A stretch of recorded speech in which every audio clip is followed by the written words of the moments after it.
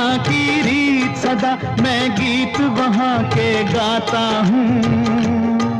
भारत का रहने वाला हूँ, भारत की। तो भगत सिंह जी का कहना था कि मेरे जीवन का केवल एक ही लक्ष्य है और वह है देश की आज़ादी।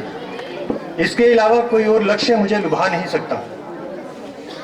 मुझे तन चाहिए ना धन चाहिए, बस अमन से भरा ये वतन चाहिए। जब तक जिंदा रहूं इस मातृभूमि के लिए, और जब मरूं तो तिरंगा कफन चाहिए। अब हमारा एक बच्चा है मोक्ष, वो स्टेज पर आए। तालियों से स्वागत करिए मोक्ष का।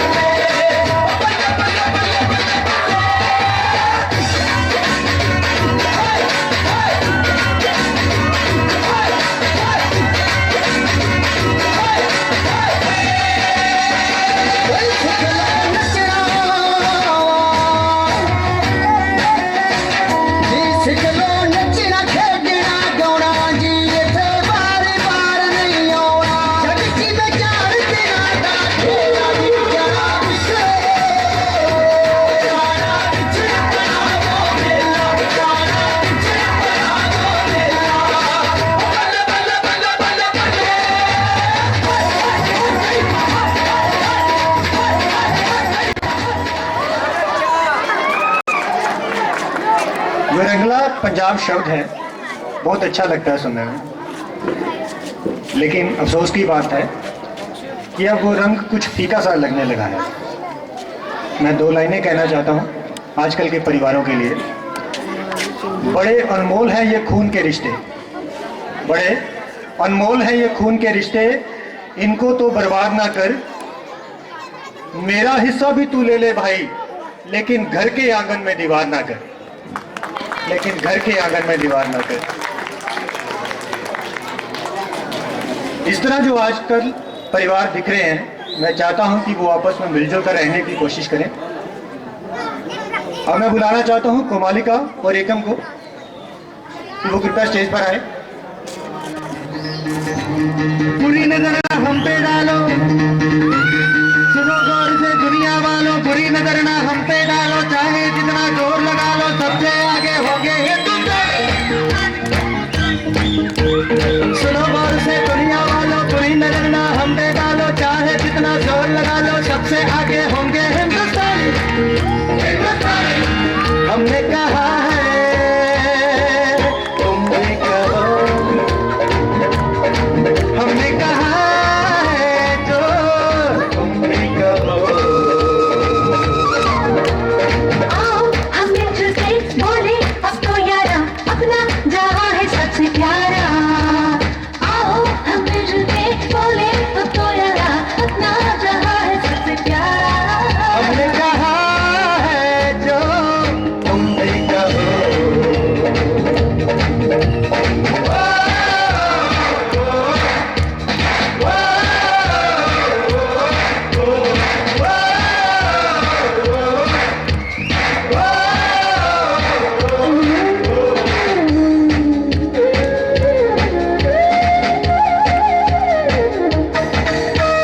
चलते शरारे हैं, पानी के धारे हैं, हम काटे कटते नहीं।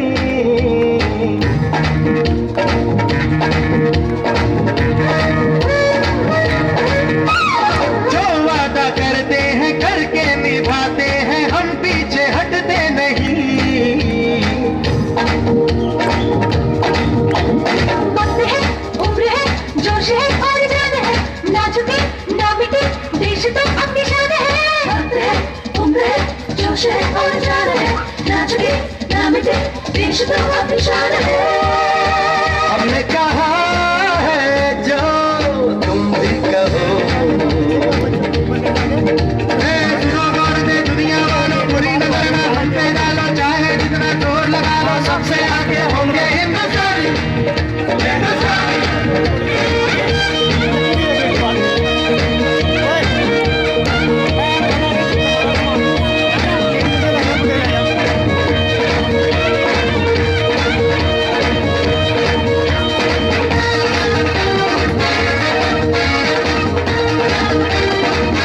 देश के महान स्वतंत्रता सेनानी पर भाषण देना है।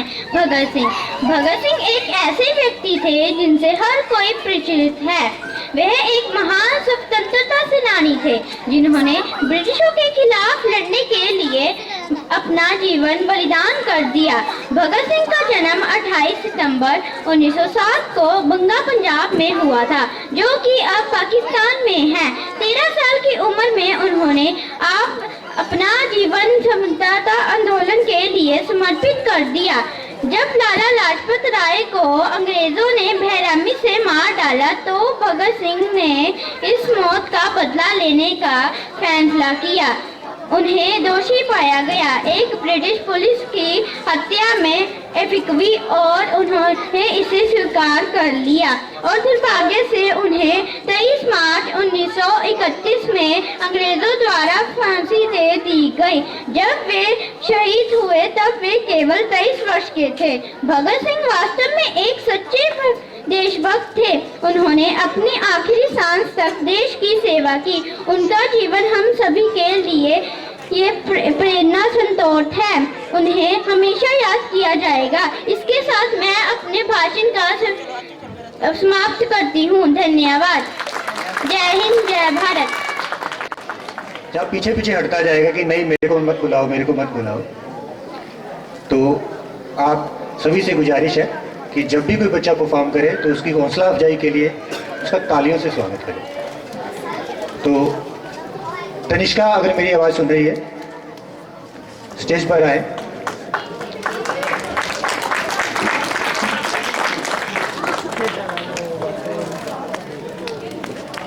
ਉੱਚ ਮਾਵਾਂ ਕਿੰਨਾ ਪੁੱਤ ਜਾਂਦੀਆਂ ਨੇ, ਸਰਦਾਰ ਭਗਤ ਸਿੰਘ ਜਿਹੇ ਸੂਰਮੇ ਨੂੰ ਦੇਖ ਹਨੇਰੀਆਂ ਵੀ ਥੰਮਦੀਆਂ ਨੇ।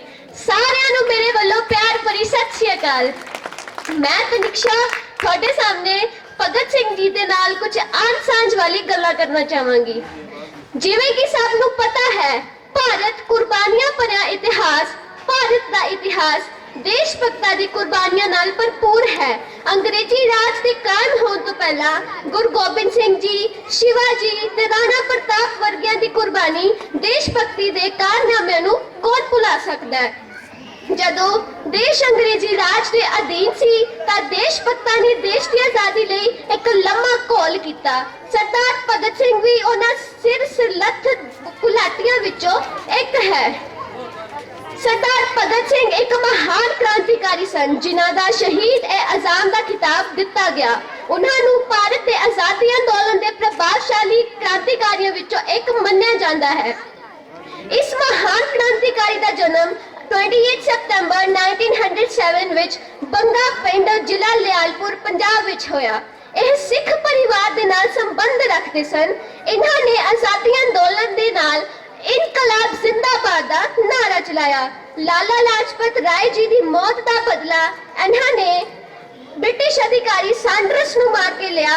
ਇਹਨਾਂ ਨੂੰ ਬਹੁਤ ਇਨਕਲਾਬ ਗਤੀਵਿਧੀਆਂ ਕੀਤੀਆਂ, ਜਿਸ ਦੇ ਚਲਦੇ ਅਦਾਲਤ ਨੇ ਭਗਤ ਸਿੰਘ ਨੂੰ 26 ਅਗਸਤ 1930 ਨੂੰ ਭਾਰਤੀ ਦੰਡਾਵਲੀ ਦੀ ਧਾਰਾ 129, 302 ਦੇ ਨਾਲ ਵਿਸਫੋਟਕ ਪਦਾਰਥ ਅਟੈਕ ਦੀ ਧਾਰਾ 120 ਦੇ ਤਹਿਤ ਦੋਸ਼ੀ ਠਹਿਰਾਇਆ।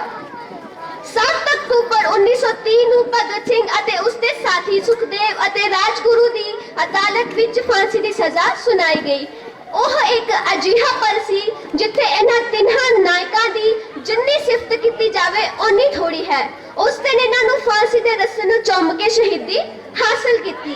ਨਹੀਂ ਪਰਵਾਹ ਮੈਨੂੰ ਫਾਂਸੀ ਦੀ, ਵਤਨ ਲਈ ਮਰਨਾ ਧਰਮ ਮੇਰਾ, ਭਾਰਤ ਮਾਂ ਆਜ਼ਾਦ ਕਰਾਉਣੀ, ਇਸ ਬਿਨਾਂ ਨਹੀਂ ਕੋਈ ਕਰਮ ਮੇਰਾ।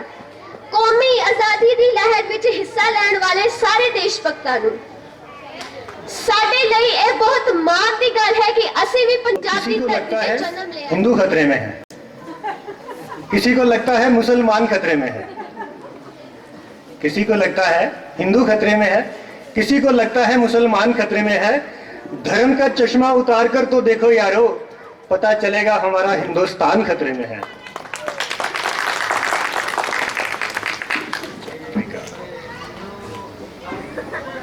जब आंख खुले तो धरती हिंदुस्तान की हो, जब आंख खुले तो धरती हिंदुस्तान की हो, जब आंख बंद हो तो यादें हिंदुस्तान की हो। हम मर भी जाएं तो कोई गम नहीं, लेकिन मरते वक्त मिट्टी हिंदुस्तान की हो। तो अगली पेशकश पलक और सुमिता कृपया स्टेज पर आए।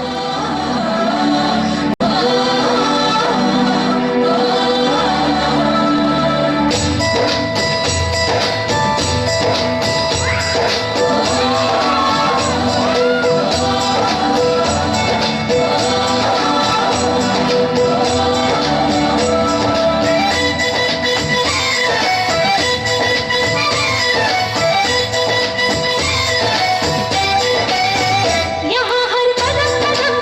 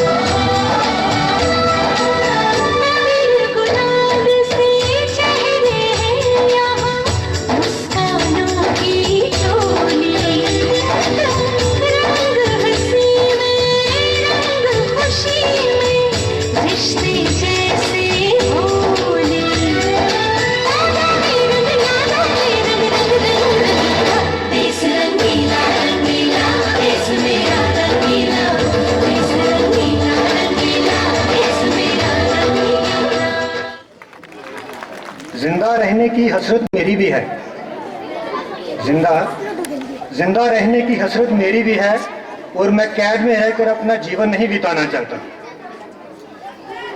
मरकर भी मेरे दिल से वतन की उल्फत नहीं निकलेगी, मेरी मिट्टी से भी वतन की खुशबू निकलेगी। अब आगे मिस दिया है जो अपने कुछ विचार शहीद भगत सिंह जी के जो उसने बड़ी ही मेहनत से लिखे हैं वो आपके सामने प्रस्तुत कर रही है। तालियों से इनका स्वागत कीजिए। तथा सभी गणमान्य व्यक्तियों को मेरा सादर नमस्ते। मेरा नाम दिया है और मैं सौभाग्य से इसी मोहल्ले की बेटी हूँ, और मैं और भी सौभाग्यशाली हूँ कि मैंने अपनी प्राथमिक शिक्षा इसी मोहल्ले के एक विद्यालय NNK पब्लिक स्कूल से प्राप्त की है।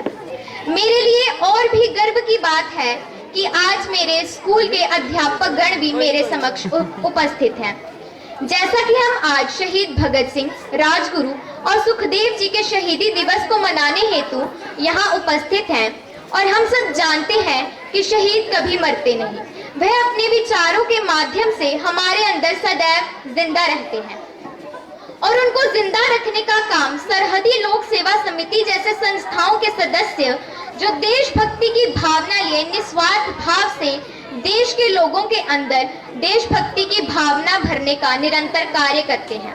मेरा मानना है कि जब तक सरहद पर खड़े उन वीर जवानों के अंदर देशभक्ति की भावना है तब तक शहीद भगत सिंह जीवित है, और जब तक हमारे और आपके अंदर देशभक्ति की भावना है तब तक शहीद भगत सिंह जीवित है। आज मैं अपने विचारों के माध्यम से अपने देश के प्रति अपनी भावनाओं को रखूंगी। आशा है आपको बहुत अच्छा लगेगा। हम अपनी जान के दुश्मन को अपनी जान कहते हैं, हम अपनी जान के दुश्मन को अपनी जान कहते हैं, और मोहब्बत की इस मिट्टी को हिंदुस्तान कहते हैं। जो दुनिया में सुनाई दे उसे कहते हैं खामोशी, जो दुनिया में सुनाई दे उसे कहते हैं खामोशी, और जो आंखों में दिखाई दे उसे तूफान कहते हैं, उसे तूफान कहते हैं। ये जो दीवार का सुराख है साहब, ये जो दीवार का सुराख है, चाइना, अमेरिका, पाकिस्तान साजिशों का हिस्सा है, मगर हम इसे अपने घर का रोशनदान कहते हैं, रोशनदान कहते हैं। आजादी, आजादी का असली मतलब वही समझ सकता है जिसने कभी गुलामी की हो। हम सौभाग्यशाली हैं कि हमने स्वतंत्र भारत में जन्म लिया। यूं तो आजादी की लौ 1857 में ही जल चुकी थी, जिसने मशाल बनकर 1947 में हमारे देश को आजाद करवाया। प्राचीन, मध्यकालीन और वर्तमान भारत के उदाहरणों से स्पष्ट करना चाहूंगी कि जब हम फिरंगियों के फेरों में फंस चुके थे तो रंग दे बसंती चोला की एक आवाज पर टोलों के टोले उमड़ आते थे, और उनके वंदे मातरम के नारों से खून में आने वाला 5-5 डिग्री तक का तूफान अंग्रेजी शासकों की जड़ों में तूफान ला देता था। लोग मर जाते थे, मिट जाते थे, फांसी चढ़ जाते थे, तो वह भी अपनी देशभक्ति साबित कर रहे होते थे, क्योंकि यह उस समय की देशभक्ति की कसौटी थी। उसके बाद सन 62, 65 तथा 71 के युद्धों में अपना सुहाग गवा देने वाली औरतें जब घर के हालात ये हो जाया करते थे कि प्यार भी भरपूर गया, मांग का सिंदूर गया, नन्हे नौनिहालों की लंगोटियां चली गई, छोटी छोटी बेटियों की चोटियां चली गई, बाप की कमाई गई, भाई की पढ़ाई गई। एक ऐसा विस्फोट हुआ कि पता ही चला नहीं, पूरे जिस्म की कई बोटियां ही चली गई, और आपके लिए तो केवल एक आदमी मरा है साहब, आपके लिए केवल एक आदमी मरा है साहब। मेरे तो घर की रोटियां ही चली गई, मेरे तो घर की रोटियां ही चली गई। ऐसे हालात पैदा हो जाने के बावजूद भी एक माँ अपने पुत्र को सरहद पर दुश्मनों की धज्जियां उड़ाने के लिए भेज दिया करती थी, और उसे खत लिखाकर भेजा करती थी कि अम्मा ने खत लिखा है बड़े ही चाव से, पुत्र मेरे ना घबरा जाना, एक इंच भी पीछे ना हटना, चाहे इंच इंच कट जाना, चाहे इंच इंच कट जाना। इस तरह पूरा परिवार अपनी देशभक्ति साबित कर रहा होता था। तब देश बलिदान मांगता था, तब देश लड़ जाने को, मर जाने को, फांसी चढ़ जाने को कहता था। किंतु आज देश ना बलिदान मांगता है, ना मर जाने को, ना मिट जाने को, ना फांसी चढ़ जाने को कहता है, बल्कि मेरे विचारों में यदि कोई व्यक्ति अपना काम पूरी लगन, पूरी मेहनत और पूरी निष्ठा से करे तो वह ही सबसे बड़ा देशभक्त है। मैं नहीं मानती कि व्हाट्सएप और फेसबुक की डीपी को 3 रंग में रंगना ही देशभक्ति है। और यदि आप कहें कि साल में 2 बार हाथ में तिरंगा ले लेना देशभक्ति है, तो मैं यह पूछना चाहूंगी कि फुटपाथ पर रहने वाला वो बच्चा जब ट्रैफिक की छांव में नंगे पांव में तिरंगा बेच रहा होता है, तो क्या इसे आप उसकी देशभक्ति कहेंगे? ये उसकी देशभक्ति नहीं, ये उसके पेट की भूख की शक्ति है जो उसे ऐसा करने के लिए मजबूर करती है। क्योंकि ना मस्जिद को जानते हैं, ना शिवालों को जानते हैं, ना मस्जिद को जानते हैं, ना शिवालों को जानते हैं। जो पेट के भूखे होते हैं ना साहब, वो सिर्फ भोजन के निवालों को जानते हैं, वो सिर्फ भोजन के निवालों को जानते हैं। अपने परिवार, अपने समाज और अपने राष्ट्र के प्रति समर्पण का भाव ही देशभक्ति है। और हर देशद्रोही के जीवन में तूफान ला देने वाली है हमारी सच्ची देशभक्ति। लेकिन एक देशद्रोही से ज्यादा देशभक्ति तब आहत होती है जब एक बेटा अपने बूढ़े माँ बाप को वृद्धाश्रम की चौखट पर छोड़ आता है। करा उठती है वो देशभक्ति जब मुसीबत में फंसे लोगों की जान बचाने से ज्यादा हम सेल्फी लेकर अपने लाइक बढ़ाने में लगे रहते हैं। आज के इस दौर में युवा जिनके ऊपर जिम्मेदारी थी अपने देश, अपने समाज और अपनी राष्ट्र की आशाओं को बांधे रखने की, वही युवा 4x4 इंच की छोटी सी स्क्रीन पर अपनी कोमल उंगलियों के घर्षण मात्र से ही अपनी भावनाओं की इमोजी भेज रहा है। और मैं बता दूं कि महिला सुरक्षा के मामले में हम आज भी 4थे नंबर पर आते हैं। हम ना ऐसे समाज में रहते हैं जहां पत्थर की मूरत को लगते हैं 56 भोग और भूखे प्यासे नंगे तड़पते सो जाते हैं लोग। भूखे प्यासे नंगे तड़पते सो जाते हैं लोग। मजदूर को मजदूर समझिए, मजबूर नहीं। गरीब को काम दीजिए, दान नहीं। और यदि दान देने के इच्छुक हैं तो जीते जी रक्त दान दीजिए और मरने के बाद अंग दान देकर किसी मरते हुए को जीवन दान दीजिए। यही सच्ची देशभक्ति और यही सच्चा राष्ट्र प्रेम है। ना सरकार मेरी है, ना रब मेरा है। ना सरकार मेरी है, ना रब मेरा है, पर इतनी सी बात का गुरूर है साहब कि मैं भारत की हूँ और ये भारत मेरा है और ये भारत मेरा है। परंतु एक वैचारिक बीमारी हमारे समाज में मुझे आज भी नजर आती है। कहा जाता है कि हम दुनिया के सबसे बड़े लोकतंत्र हैं जहां हिंदू पैदा होते हैं, जहां मुसलमान, सिख, ईसाई पैदा होते हैं, पर बदकिस्मती की बात है आज इंसान पैदा नहीं होते। पर मेरे विचारों में ना हिंदू की जरूरत है, ना मुसलमान की जरूरत है। राष्ट्र निर्माण के लिए केवल एक अच्छे इंसान की जरूरत है, केवल एक अच्छे इंसान की जरूरत है। जरा सोच कर देखिए, ये पेड़ पौधे और शाखाएं भी परेशान हो जाएं अगर परिंदे भी हिंदू और मुसलमान हो जाएं, अगर परिंदे भी हिंदू और मुसलमान हो जाएं। हमारी संस्कृति, हमारी सभ्यता को दुनिया ने शीश नवाया है, तो क्यों हमने आस्था के नाम पर अंधविश्वास फैलाया है? हमें बड़ी बड़ी बातें नहीं, छोटी छोटी कोशिशें करनी होगी, क्योंकि अक्सर ठोकर हमें पत्थरों से लगा करती है, पर्वतों से नहीं। क्योंकि ठोकर हमें पर्वतों से लगा करती है, पत्थरों से नहीं। अंत में मैं यही कहना चाहूंगी कि मेरा हिंदुस्तान महान था, महान है और महान रहेगा। कि मेरा हिंदुस्तान महान था, महान है और महान रहेगा। होगा हौसला अगर सबके दिलों में बुलंद, तो एक दिन ये पाकिस्तान भी जय हिंद कहेगा, एक दिन ये पाकिस्तान भी जय हिंद कहेगा। पाकिस्तान ही क्यों, पूरा जहान जय हिंद कहेगा, क्योंकि सारे जहां से अच्छा हिंदुस्तान हमारा, हम बुलबुलें हैं इसकी, ये गुलसिता हमारा, ये गुलसिता हमारा। धन्यवाद। जय हिंद, जय भारत। तालियों की आवाज बहुत कम आई है।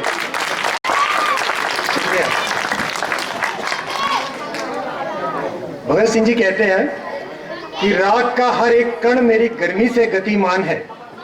राग का हर एक कण मेरी गर्मी से गतिमान है। मैं एक ऐसा पागल हूं जो जेल में भी आजाद है, जो जेल में भी आजाद है।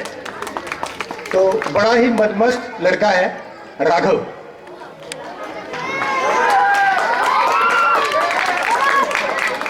सब लोग ध्यान ਨਾਲ ਦੇ ਡਰ ਭਾਜੀ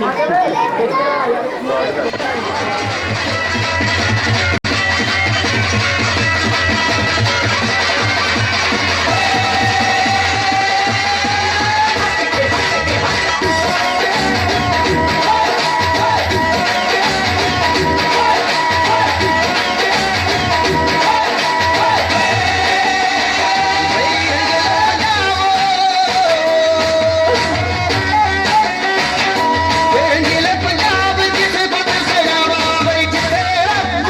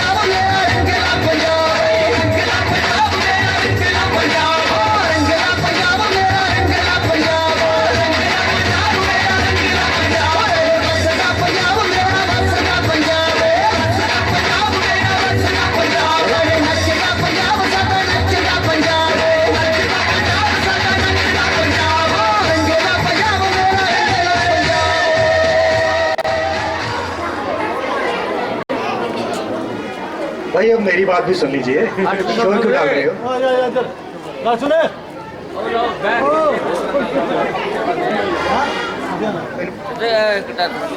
डांस नहीं करना इसका। चल चल चल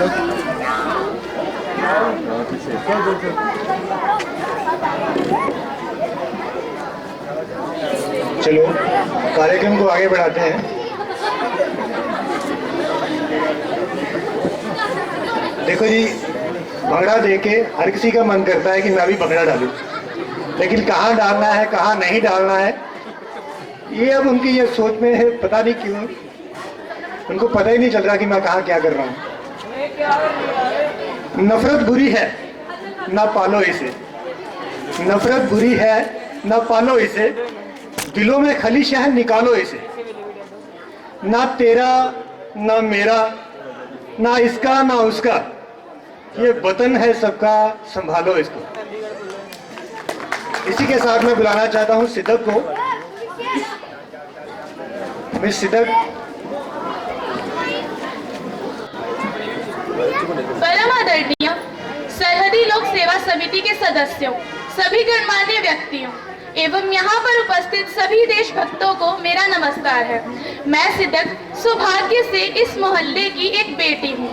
मुझे गर्व है मैं इसी मोहल्ले में जन्मी पली बड़ी और मैंने अपनी प्राथमिक शिक्षा भी इसी मोहल्ले के एक विद्यालय NNK पब्लिक स्कूल से प्राप्त की। सर्वप्रथम मैं आभार व्यक्त करना चाहूंगी सरहदी लोक सेवा समिति के सदस्यों का, जिन्होंने हमारे मोहल्ले को योग्य समझते हुए यहाँ पर सरदार भगत सिंह, राजगुरु और सुखदेव जी की शहीदी के उपलक्ष्य में यह कार्यक्रम आयोजित किया, जिस कारण से मुझे यहाँ पर अपने विचार प्रस्तुत करने का सुअवसर प्राप्त हुआ। और मैं आभार व्यक्त करना चाहूंगी आप सभी लोगों का जो अपना कीमती समय निकालकर इस कार्यक्रम में शामिल हुए।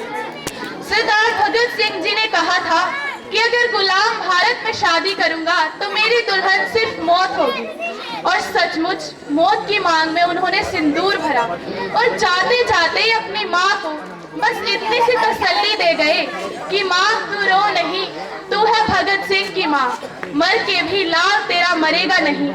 घोड़ी चढ़ के तो बेटे आते हैं कई, हंस के हर कोई फांसी चढ़ेगा नहीं। सरदार भगत सिंह जी, राजगुरु और सुखदेव जी, इनकी बातों को इतने वर्षों पश्चात दोहराना क्यों आवश्यक है? क्योंकि महान व्यक्तियों की मृत्यु 2 बार होती है। पहली बार जब उनके प्राण उनके शरीर को त्याग देते हैं, और दूसरी बार जब हम उनके जीवन से कुछ सीखना त्याग देते हैं। सरदार भगत सिंह जी के जीवन से कुछ ना सीखने का यही अर्थ है कि उन्हें दोबारा मरने दिया जाए, और हम ऐसा कभी नहीं होने देंगे। हम उनको जीवित रखेंगे। सरदार भगत सिंह जी तब तक जीवित रहेंगे जब तक सरहद पर हमारे वीर जवान अपने प्राणों की चिंता किए बिना हमारी रक्षा के लिए डटे रहेंगे। सरदार भगत सिंह जी तब तक जीवित रहेंगे जब तक हम उनके विचारों को अपने अंदर जीवित रखेंगे। सरदार भगत सिंह तब तक जीवित रहेंगे जब तक आप जैसे लोग अपना समय निकालकर ऐसे कार्यक्रमों में शामिल होंगे। और सबसे महत्वपूर्ण, सरदार भगत सिंह जी तब तक जीवित रहेंगे जब तक सरहदी लोक सेवा समिति जैसी संस्थाएं ऐसे कार्यक्रम अंग्रेजों को दिखलाया दम उनकी रातों की नींद उड़ा दी थी। वो योद्धा जब नाबालिग था तो भी जलता अंगारा था, दिल में आजादी जुबान पे उसके इनकलाब का नारा था। वो पिता को बीज बोता देख बंदूकों को बोता था, अंग्रेजों के अत्याचार से उस बच्चे का दिल भी रोता था। भर ली थी शीशी में माटी जिसमें अपनों का खून मिला, उसका ही तिलक लगाता था जिससे भरपूर जुनून मिला। वो शौक से क्रांतिकारियों की लिखी किताबें पढ़ता था, उन सबसे प्रभावित होकर उसका मनोबल बढ़ता था। वो माँ का लाडला छोड़ गया घर, स्वयं को देश के नाम किया। अंग्रेजों की भी रूह कांपी जब लाहौर थाना कांड किया। वो जेल में बंद रहकर भी क्रांति लाने की चाह रखता था, बैठा अनशन पर साथी संग अन्न का दाना न चखता था। तब अंग्रेज भी घबराए कि यह किस मिट्टी का मानव है, मौत का इसे खौफ ना है, दुश्मन के लिए यह दानव है। फिर फांसी की तारीख देख, कायर गोरों का मन डोला। हमें जन सैलाब से बचना है, प्रशासन का हर जन बोला। तय तारीख से एक दिन पहले ही फांसी का खेल रचा। उन्हें क्रांतिकारियों का डर था, फिर और कोई चारा न बचा। सुखदेव भगत सिंह राजगुरु हुए हाजिर, मुख पे मुस्कान लिए। इनकलाब के नारे लब पे भारत माँ का नाम लिए। देश को नतमस्तक होकर चूमा फांसी के फंदे को, रस्सी भी छूकर रोई होगी उस फौलादी बंदे को। फांसी का हुक्म हुआ, अंग्रेजों ने सूली पे लटकाया। ऐसे ही नहीं वो योद्धा शहीद आजम कहलाया। मेरा नमन है हर बलिदानी को, जो देश पे जान निसार हुआ। उनके ही बलिदानों से भारत का बेड़ा पार हुआ। आओ याद करें शहीदों को और प्रेरित हो उनके विचारों से। हम भारत के लिए कुछ कर गुजरे, संविधान में दिए अधिकारों से। धन्यवाद। जय हिंद, जय भारत। अपने शहरी लोक सेवा समिति के जो परिचारक हैं, उनके ऊपर 2 जिलों की जिम्मेवारी है, एक पठानकोट और एक गुरदासपुर की।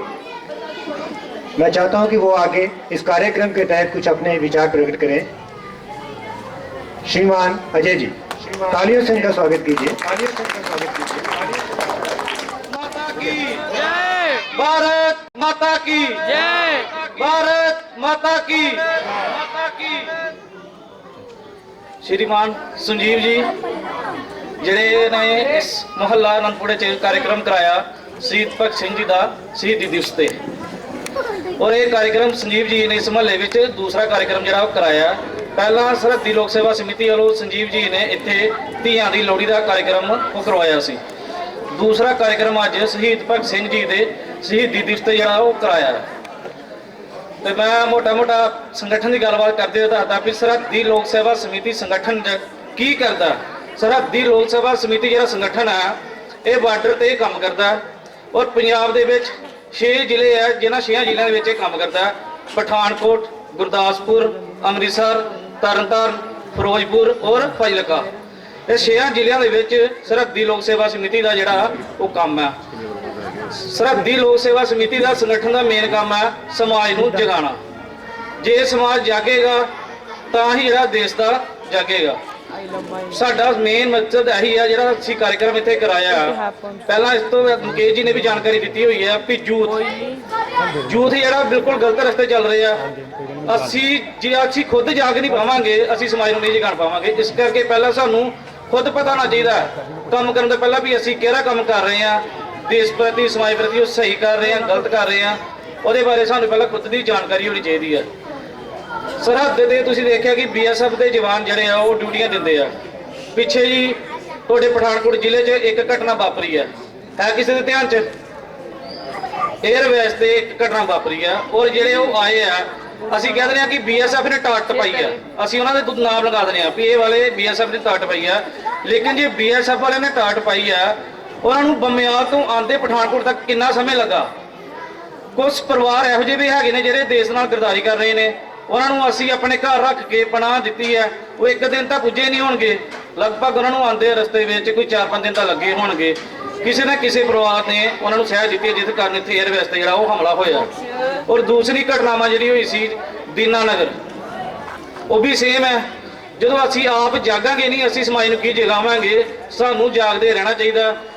ਸਾਡੇ ਸ਼੍ਰੀਮਾਨ ਮਨੋਜ ਜੀ ਛੇਤਰੀ ਸੰਗਠਨ ਮੰਤਰੀ ਉਦਾਹਰਨ ਇੱਕ ਦਿੰਦੇ ਆ ਵੀ ਅਸੀਂ ਚੌਂਕੀਦਾਰ ਪਿੰਡ ਦੇ ਵਿੱਚ ਰੱਖਦੇ ਆ। ਉਹ ਚੌਂਕੀਦਾਰ ਅਸੀਂ ਕਿਹਦੇ ਵਾਸਤੇ ਰੱਖਦੇ ਆ? ਉਹ ਕੀ ਕਹਿੰਦਾ? ਜਾਗਦੇ ਰਹੋ ਡੰਡਾ ਫੜ ਕੇ। ਅਸੀਂ ਉਹਨੂੰ ਤਨਖਾਹ ਤੇ ਰੱਖਿਆ ਕਿਹਦੇ ਵਾਸਤੇ? ਮਹੱਲੇ ਦੀ ਜਾਂ ਸਮਾਜ ਦੀ ਸੇਵਾ ਰੱਖਿਆ ਵਾਸਤੇ। ਫਿਰ ਵੀ ਉਹ ਪਹਿਰਾ ਦਿੰਦੇ ਕੀ ਕਹਿੰਦਾ? ਜਾਗਦੇ ਰਹੋ। ਮਤਲਬ ਫਿਰ ਵੀ ਸਾਨੂੰ ਹੀ ਜਗਾ ਰਿਹਾ। ਇਸ ਕਰਕੇ ਸਾਨੂੰ ਜਾਗਦੇ ਰਹਿਣਾ ਚਾਹੀਦਾ ਕਿਉਂਕਿ ਗਲਤ ਅਨਸਰ ਜਿਹੜਾ ਸਮਾਜ ਤੇ ਦੇਸ਼ ਤੇ ਕਿਸੇ ਵੀ ਤਰ੍ਹਾਂ ਜਿਹੜਾ ਆ ਉਹ ਘਟਨਾ ਨਾ ਵਾਪਰੇ। ਸਰਹੱਦੀ ਲੋਕ ਸੇਵਾ ਸਮਿਤੀ ਜਿਹੜਾ ਆ BSF ਨਾਲ ਤਾਲਮੇਲ ਤੇ ਅਸੀਂ ਉਹ ਕੰਮ ਕਰਦੇ ਆ। ਬਾਰਡਰ ਏਰੀਏ ਤੇ ਕੋਈ ਵੀ BSF ਨੂੰ ਕਿਸੇ ਵੀ ਤਰ੍ਹਾਂ ਦੀ ਕੋਈ ਪਰੇਸ਼ਾਨੀ ਦਿੱਕਤ ਆਉਂਦੀ ਹੈ ਤੇ ਅਸੀਂ ਸਰਹੱਦੀ ਲੋਕ ਸੇਵਾ ਸਮਿਤੀ ਜਿਹੜਾ ਸੰਗਠਨ ਹੈ, ਅਸੀਂ ਬਾਰਡਰ ਦੇ ਕੰਮ ਕਰਦੇ, BSF ਨਾਲ ਤਾਲਮੇਲ ਕਰਦੇ। ਅਸੀਂ ਉਹਨਾਂ ਨੂੰ ਹਰ ਤਰ੍ਹਾਂ ਦੀ ਕੋਈ ਵੀ ਗਲਤ ਅਨਸਰ ਆਉਂਦਾ ਅਸੀਂ ਉਹਨੂੰ ਤਲਾਹ ਦਿੰਦੇ ਆ। ਔਰ ਸਾਡਾ BSF ਨਾਲ ਹੀ ਜ਼ਿਆਦਾ ਸੰਗਠਨ ਦਾ ਕੰਮ ਹੈ। ਬਾਰਡਰ ਏਰੀਏ ਦੇ ਵਿੱਚ ਤੁਸੀਂ ਜਾ ਕੇ ਦੇਖੋ, ਸਿੰਬਲਸ ਕੋਲ ਇੱਕ ਬਾਰਡਰ ਹੈ, ਅਸੀਂ ਉੱਥੇ ਵੀ ਜਾ ਕੇ ਦੇਖੋ ਵੀ ਸਮਾਜ ਕਿਸ ਤਰ੍ਹਾਂ ਸਰਹੱਦੀ ਲੋਕ ਸੇਵਾ ਸਮਿਤੀ ਜਿਹੜਾ ਜ਼ਮੀਨ ਤੇ ਕੰਮ ਕਰ ਰਹੀ ਹੈ। ਸਰਹੱਦੀ ਲੋਕ ਸੇਵਾ ਸਮਿਤੀ ਜਿਹੜੀ ਆ ਜਿਹੜਾ ਜਿੱਦਾਂ ਮੈਂ ਦੱਸਿਆ ਕਾਫੀ ਕੰਮ ਕਰ ਰਹੀ ਹੈ। ਪਹਿਲਾਂ ਸਭ ਤੋਂ ਪਹਿਲਾਂ ਅਸੀਂ ਸਾਡਾ ਕਾਰਜਕ੍ਰਮ ਹੁੰਦਾ ਰੱਖਿਆ ਬੰਧਨ। BSF ਦੇ ਜਵਾਨ ਜਿਹੜੇ ਆ ਉਹ ਬਾਰਡਰ ਤੇ ਡਿਊਟੀਆਂ ਦਿੰਦੇ ਆ ਔਰ ਕਈ ਆਪਣੇ ਘਰ ਨਹੀਂ ਜਾ ਸਕਦੇ, ਕਈਆਂ ਦੀਆਂ ਭੈਣਾਂ ਇੱਥੇ ਨਹੀਂ ਆ ਸਕਦੀਆਂ। ਸਰਹੱਦੀ ਲੋਕ ਸੇਵਾ ਸਮਿਤੀ ਆਪਣੇ ਪਰਿਵਾਰ ਵੱਲੋਂ ਸੰਗਠਨ ਦੇ ਜਿਹੜੇ ਕਾਰਜਕਰਤਾ ਹੈਗੇ ਨੇ ਆਪਣੀਆਂ ਭੈਣਾਂ ਮਹਿਲਾਵਾਂ ਨਾਲ ਲੈ ਕੇ ਬਾਰਡਰ ਤੇ ਉਹਨਾਂ ਨਾਲ ਰੱਖਿਆ ਬੰਧਨ ਦਾ ਕਾਰਜਕ੍ਰਮ ਜਿਹੜਾ ਉਹ ਅਸੀਂ ਕਰਦੇ ਹਾਂ। ਉਸ ਤੋਂ ਬਾਅਦ ਜਿੱਦਾਂ ਦੱਸਿਆ ਵੀ ਧੀਆਂ ਦੀ ਲੋਹੜੀ ਸੰਜੀਵ ਜੀ ਨੇ ਇੱਥੇ ਕਰਾਇਆ ਸੀ, ਬੇਟਿਆਂ ਦੀ ਲੋਹੜੀ ਸਾਰੇ ਮਨਾਉਂਦੇ ਆ। ਅਸੀਂ ਸਰਹੱਦੀ ਲੋਕ ਸੇਵਾ ਸਮਿਤੀ ਨੇ 14-15 ਸਾਲ ਤੋਂ ਬੇਟੀਆਂ ਦੀ ਲੋਹੜੀ ਜਿਹੜੀ ਹੈ ਉਹ ਕਾਰਜਕ੍ਰਮ ਅਸੀਂ ਮਨਾ ਰਹੇ ਹਾਂ, ਕਿਉਂਕਿ ਬੇਟਿਆਂ ਨੂੰ ਤਾਂ ਸਾਰੇ ਹੀ ਮਨਾਉਂਦੇ ਲੇਕਿਨ ਬੇਟੀ ਨਹੀਂ ਕੋਈ ਨਹੀਂ। ਇਸ ਕਰਕੇ ਅਸੀਂ ਚਾਹੁੰਦੇ ਹਾਂ ਕਿ ਜਿੰਨਾ ਬੇਟਿਆਂ ਨੂੰ ਅਸੀਂ ਚਾਹੁੰਦੇ ਹਾਂ ਇੰਨਾ ਹੀ ਅਸੀਂ ਬੇਟੀਆਂ ਦਾ ਮਾਣ ਸਨਮਾਨ ਜਿਹੜਾ ਉਹ ਦੇਣਾ ਚਾਹੀਦਾ। ਉਸ ਤੋਂ ਇਲਾਵਾ ਅਸੀਂ ਸ਼ਹੀਦ ਭਗਤ ਸਿੰਘ ਜੀ ਦਾ ਅੱਜ ਨਗਰ 'ਚ ਜਿਹੜਾ ਕਾਰਜਕ੍ਰਮ ਹੋ ਰਿਹਾ ਮੁਹੱਲਾ 'ਚ, ਇਹ ਕਾਰਜਕ੍ਰਮ ਵੀ ਅਸੀਂ ਹਰ ਸਾਲ ਜਿਹੜਾ ਸ਼ਹੀਦ ਭਗਤ ਸਿੰਘ ਜੀ ਦਾ ਸ਼ਹੀਦੀ ਦਿਵਸ ਜਿਹੜਾ ਉਹ ਮਨਾਉਂਦੇ ਆ। ਇਸੇ ਤਰ੍ਹਾਂ ਅਸੀਂ 15 ਅਗਸਤ ਜਿਹੜਾ ਆ ਜਿੱਦਾਂ ਮੁਕੇਸ਼ ਜੀ ਨੇ ਦੱਸਿਆ ਸੀ ਵੀ ਅਸੀਂ 15 ਅਗਸਤ 1947 ਨੂੰ ਦੇਸ਼ ਆਜ਼ਾਦ ਹੋਇਆ, ਜਦਕਿ ਉਹ ਦੇਸ਼ ਆਜ਼ਾਦ ਨਹੀਂ ਹੋਇਆ ਸੀ, ਦੇਸ਼ ਦਾ ਬਟਵਾਰਾ ਹੋਇਆ ਸੀ। ਤੇ ਮੁਕੇਸ਼ ਜੀ ਨੇ ਮੋਟੀ ਦੀ ਜਾਣਕਾਰੀ ਦੇ ਦਿੱਤੀ ਹੈ। ਅਸੀਂ ਪਿਛਲੇ ਸਾਲ ਪਠਾਨਕੋਟ ਜ਼ਿਲ੍ਹੇ ਦੇ ਵਿੱਚ ਬਾਰਡਰ ਤੋਂ ਸਾਡੇ ਸੰਗਠਨ ਦੇ ਬਾਰਡਰ ਤੋਂ ਲੈ ਕੇ ਅਸੀਂ ਸਰਨੇ ਇਕੱਠੇ ਹੋਏ ਸੀ ਔਰ 13 ਅਗਸਤ ਨੂੰ ਅਸੀਂ ਪਠਾਨਕੋਟ ਦੇ ਵਿੱਚ ਇੱਕ ਤਿਰੰਗਾ ਯਾਤਰਾ ਉਹ ਕੱਢੀ ਸੀ। ਲਗਭਗ 550 ਬਾਈਕ ਸੀ ਔਰ ਜਿਹਦੇ ਵਿੱਚ 1200 ਜਣਾਂ ਨੇ ਭਾਗ ਲਿਆ ਸੀ ਔਰ ਸੰਗਠਨ ਦੀ ਡਰੈਸ ਕੋਡ ਦੇ ਨਾਲ ਹੀ ਅਸੀਂ ਉਹ ਯਾਤਰਾ ਜਿਹੜੀ ਉਹ ਕੱਢੀ ਸੀ, ਪਰ ਹਰ ਬਾਈਕ ਤੇ ਜਿਹੜਾ ਉਹ ਤਿਰੰਗਾ ਲੱਗਿਆ ਹੋਇਆ ਸੀ। ਇਸੇ ਤਰ੍ਹਾਂ ਜਿਹੜਾ ਅਸੀਂ ਇਸ ਕਾਰਜਕ੍ਰਮ ਕਰ ਰਹੇ ਹਾਂ, ਦੂਸਰਾ ਇਹਦੇ ਸੰਬੰਧ 'ਚ ਅਸੀਂ ਕਾਰਜਕ੍ਰਮ 22 ਮਾਰਚ ਨੂੰ ਐਤਵਾਰ ਸ਼ੁੱਕਰਵਾਰ 22 ਮਾਰਚ ਨੂੰ ਕਾਠ ਵਾਲੇ ਪੁਲ ਤੋਂ ਸ਼ਾਮੀ 4 ਵਜੇ ਤੋਂ ਲੈ ਕੇ ਸ਼ਹੀਦ ਭਗਤ ਸਿੰਘ ਜਿਹੜਾ ਚੌਂਕ ਆ ਉੱਥੇ ਜਿਹੜਾ ਸਮਾਪਤੀ ਕਰਨੀ ਆ। ਉਹਦੇ ਵਿੱਚ ਸੰਗਠਨ ਦੀ ਸਰਹੱਦ ਡਰੈਸ ਕੋਡ ਰਹੇਗੀ, ਟੀ-ਸ਼ਰਟ ਹੈਗੀ ਸੰਗਠਨ ਦੀ। ਜਿਹਦੇ ਕੋਲ ਟੀ-ਸ਼ਰਟ ਨਹੀਂ ਆ ਉਹ ਵਾਈਟ ਪਜਾਮਾ ਕੁੜਤਾ ਪਾ ਕੇ, ਵਾਈਟ ਟੀ-ਸ਼ਰਟ ਪਾ ਕੇ, ਵਾਈਟ ਸ਼ਰਟ ਪਾ ਕੇ ਔਰ ਕੇਸਰੀ ਪਗੜੀ ਬੰਨ੍ਹ ਕੇ ਅਸੀਂ 4 ਵਜੇ ਸ਼ੁਰੂ ਕਰਨਾ। ਯਾਤਰਾ ਜਿਹੜੀ ਆ ਉੱਥੇ ਸਮਾਪਤ ਹੋਏਗੀ। ਅਸੀਂ ਚਾਹੁੰਦੇ ਹਾਂ ਵੀ ਉਸ ਯਾਤਰਾ ਦੇ ਵਿੱਚ ਤੁਸੀਂ ਸਾਰੇ ਉਹ ਯਾਤਰਾ ਦਾ ਹਿੱਸਾ ਬਣੋ। ਉਹਦੇ ਵਿੱਚ ਰੁਚਿਕਾ ਭੈਣ ਜੀ ਆ, ਸੰਦੀਪ ਜੀ ਆ, ਕੇਵਲ ਜੀ ਨੇ, ਅਰੁਣ ਜੀ ਨੇ ਤੇ ਸਾਰੇ ਦੇਖ ਰਹੇ ਨੇ। ਅਸੀਂ ਚਾਹੁੰਦੇ ਹਾਂ ਵੀ ਸਾਰੇ ਉਸ ਯਾਤਰਾ ਦੇ ਵਿੱਚ ਜਿਹੜਾ ਆ ਉਹ ਸਹਿਯੋਗ ਲੈਣ ਔਰ ਜਦੋਂ ਤੁਸੀਂ ਸੰਗਠਨ ਦੇ ਕਾਰਜਕ੍ਰਮ 'ਚ ਆਓਗੇ ਫਿਰ ਹੀ ਤੁਹਾਨੂੰ ਪਤਾ ਲੱਗੇਗਾ ਵੀ ਸੰਗਠਨ ਕੀ ਕਰਦਾ ਔਰ ਕੀ ਕਰ ਰਿਹਾ। ਜਿੱਦਾਂ ਮੁਕੇਸ਼ ਜੀ ਨੇ ਦੱਸਿਆ ਕਾਰਜਕ੍ਰਮ ਤੇ ਅਸੀਂ ਕਰਦੇ ਰਵਾਂਗੇ, ਲੇਕਿਨ ਅਸੀਂ ਮੇਨ ਕੰਮ ਕੀ ਹੈ ਸਾਡਾ ਜਾਗਣਾ, ਦੇਸ਼ ਭਗਤੀ ਸਾਡੇ ਮਨ 'ਚ ਹੋਣੀ ਚਾਹੀਦੀ ਹੈ। ਅਸੀਂ ਤਾਂ ਹੀ ਜਿਹੜਾ ਸਮਾਜ ਦਾ ਔਰ ਦੇਸ਼ ਦਾ ਕੰਮ ਕਰਾਂਗੇ। ਮੇਰਾ ਸਾਰਿਆਂ ਅੱਗੇ ਇਹੀ ਬੇਨਤੀ ਹੈ ਕਿ ਸ਼ਹੀਦ ਭਗਤ ਸਿੰਘ ਜੀ ਦਾ ਅਸੀਂ ਸ਼ਹੀਦੀ ਦਿਵਸ ਜਿਹੜਾ ਮਨਾ ਰਹੇ ਹਾਂ, ਆਪਣੇ ਮੁਕੇਸ਼ ਜੀ ਨੇ ਦੱਸਿਆ ਸ਼ਹੀਦੀਆਂ ਦਿੱਤੀਆਂ। ਅਸੀਂ ਚਾਹੁੰਦੇ ਹਾਂ ਸਾਹੀ ਸ਼ਹੀਦੀਆਂ ਨਹੀਂ ਦੇਣੀਆਂ, ਅਸੀਂ ਸੰਗਠਨ ਵਾਸਤੇ ਸਮਾਜ ਵਾਸਤੇ ਥੋੜਾ ਟਾਈਮ ਕੱਢੀਏ, 10 ਮਿੰਟ ਅੱਧਾ ਘੰਟਾ ਜਿੰਨਾ ਟਾਈਮ ਹੈ। ਇਹ ਵੀ ਇੱਕ ਤਰ੍ਹਾਂ ਦੀ ਸੰਗਠਨ ਵਾਸਤੇ ਸ਼ਹੀਦੀ ਹੈ, ਸਮਾਜ ਵਾਸਤੇ ਸ਼ਹੀਦੀ ਹੈ, ਦੇਸ਼ ਵਾਸਤੇ ਸ਼ਹੀਦੀ ਹੈ। ਇਹਨਾਂ ਨੂੰ ਕਰਦੇ ਹੋਏ ਮੈਂ ਕਹਿੰਦਾ ਕਿ 22 ਮਾਰਚ ਜਿਹੜਾ ਅਸੀਂ ਯਾਤਰਾ ਕੱਢ ਰਹੀ ਹਾਂ ਉਹਦੇ ਵਿੱਚ ਸਾਰਿਆਂ ਦਾ ਸਹਿਯੋਗ ਰਹੇ। बहुत बहुत धन्यवाद। भारत माता की। अच्छा, घर पे जाके बातें कर लेना, पूरी रात आपके पास। अब 2 लाइनें सुन लीजिए। खूब बहती है अमन की गंगा, बहने दो, मत फैलाओ देश में दंगा, रहने दो। लाल हरे रंग में ना बांटो हमको, लाल हरे रंग में ना बांटो हमको, मेरी छत पर एक तिरंगा रहने दो। तो इस तरह का जज्बा होना चाहिए अपने भारत देश के लिए। तो मैं स्टेज पर बुलाना चाहता हूँ मिस नायरा को। छोटी सी बच्ची है आपके सामने।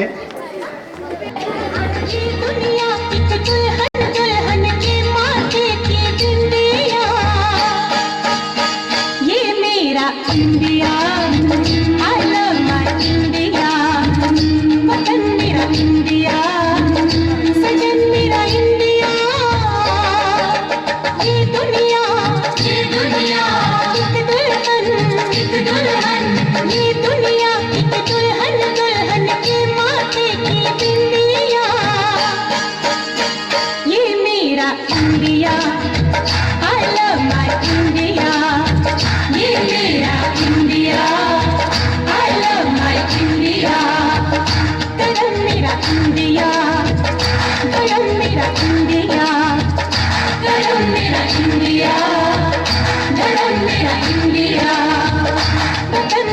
इंडिया, सजन मेरा इंडिया।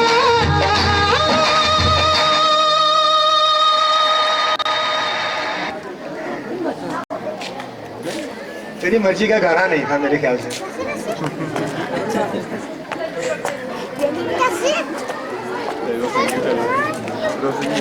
तो अब आखिर में मैं पलक ग्रुप को इनवाइट करता हूँ। हो मारे यहाँ कोई मारे ना, यहाँ अपनी भी थोड़ी अदा थोड़ा अंदाज है। ऐसे है चाहे वैसे है, अरे जो भी है जैसे है, खुद पे हमें नाज है। जाने ना हमको ये जमाना, चाहो तो हमको आजमाना।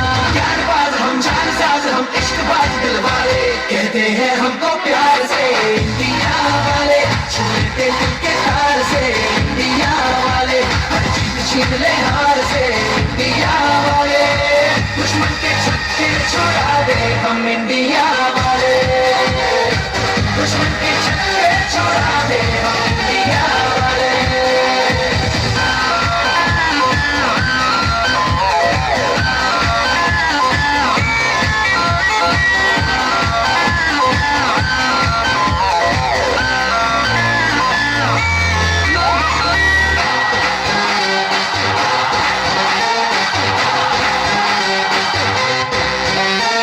यूं तो सीधे बड़े, कभी चाहे तो हाथों से लेते लकीरें चुरा। हमको परवाह नहीं, जो भी कहता है कहने दे, जग ये भला या बुरा। जैसी भी मर्जी हो हमारी, करते हैं ऐसी होशियारी। और दिल से यार जो ले पुकार तो जान सार कर डाले, कहते हैं हमको प्यार से इंडिया वाले, छूते दिल के हार से इंडिया वाले, हर जीत छीन ले हार से इंडिया वाले, दुश्मन के छक्के छुड़ा दे हम इंडिया वाले, उंगली पे सबको नचा दे हम इंडिया वाले।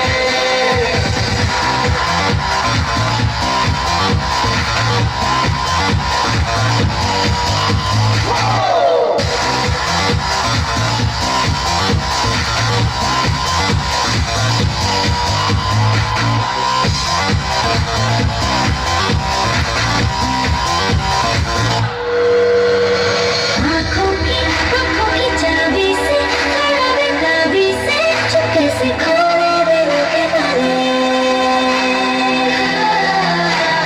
जा देते उसको जगा देते, कहीं ना देते जिसके दीवाने बने निकाले। या फिर हमको क्या ले जाना, यारों के दिल में हो दीवाना। एक बार होता है प्यार ये लाख बार कहला ले, कहते हैं हमको प्यार से इंडिया वाले, छूते दिल के तार से इंडिया वाले, हर जीत छीन ले हार से इंडिया वाले, दुश्मन के छक्के छुड़ा दे हम इंडिया वाले, दुश्मन के छक्के छुड़ा दे, छुड़ा दे।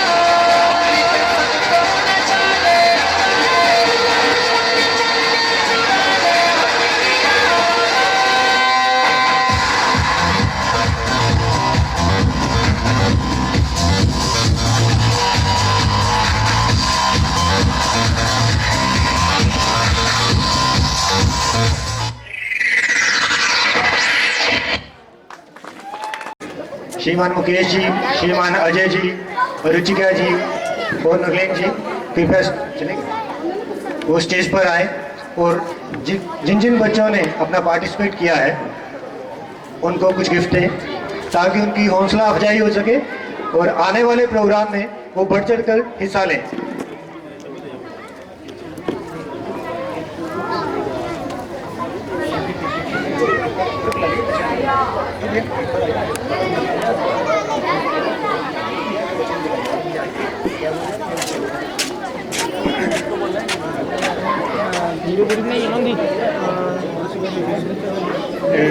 हेलो बेटा शांति।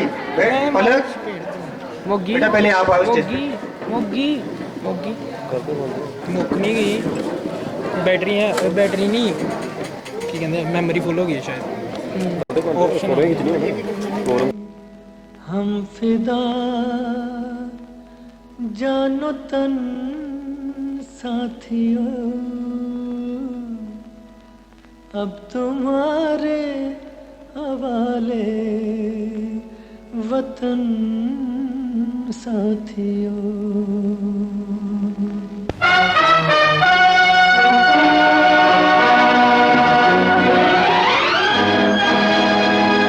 कर चले हम फिदा जानो तन साथियों अब तुम्हारे हवाले वतन साथियों। कर चले हम फिदा जानो तन साथियों अब तुम्हारे हवाले वतन साथियों।